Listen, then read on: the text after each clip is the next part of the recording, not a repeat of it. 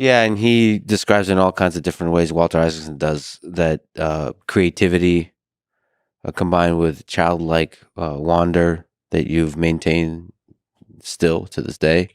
All of that combined together. Is there, like, if you were to study your own brain, introspect, how do you think? What's your thinking process like? We'll talk about the writing process of putting it down on paper, which is quite rigorous and famous at Amazon. But how do you, when you sit down, maybe alone, maybe with others, and thinking through this high dimensional space and looking for creative solutions, creative paths forward, is there something you could say about that process? It's such a good question, and I honestly don't know how it works. If I did, I would try to explain it. I know it involves lots of wandering. Yeah. So when I sit down to work on a problem, I know I don't know where I'm going.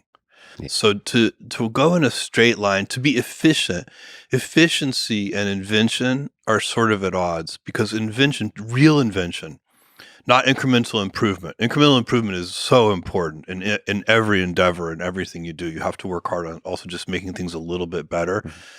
But I'm talking about real invention, real lateral thinking. That requires wandering. And you have to give yourself permission to wander. I think a lot of people, they feel like wandering is inefficient and like when I sit down at a meeting, I don't know how long the meeting is going to take if we're trying to solve a problem, because if I did, then I'd know there's some kind of straight line that we're drawing to the solution. The reality is we may have to wander for a long time. And I do like group invention. I think there's really nothing more fun than sitting at a whiteboard with a group of smart people and spitballing and coming up with new ideas and objections to those ideas, and then solutions to the objections, and going back and forth. So like, sometimes you wake up with an idea in the middle of the night, and sometimes you sit down with a group of people and go back and forth, and both things are really pleasurable. And when you wander, I think one key thing is to notice a good idea, and to notice the kernel of a good idea, maybe pull at that string, because I don't think good ideas come fully formed. 100% right.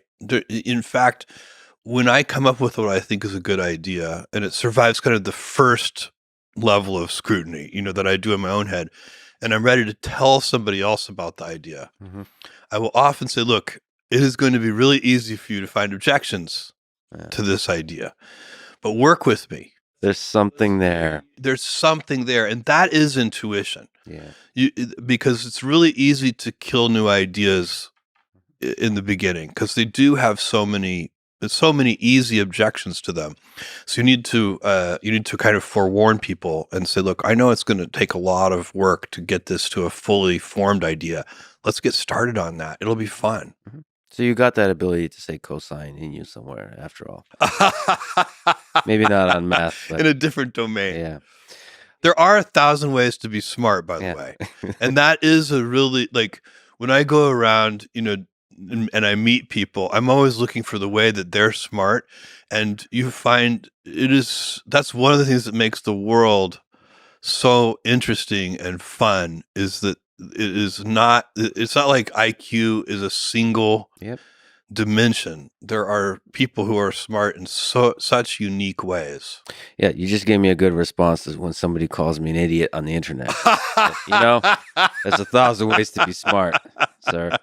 Well, they might tell you, yeah, but there are a million ways to be dumb. Yeah, right. I feel like that's a Mark Twain quote.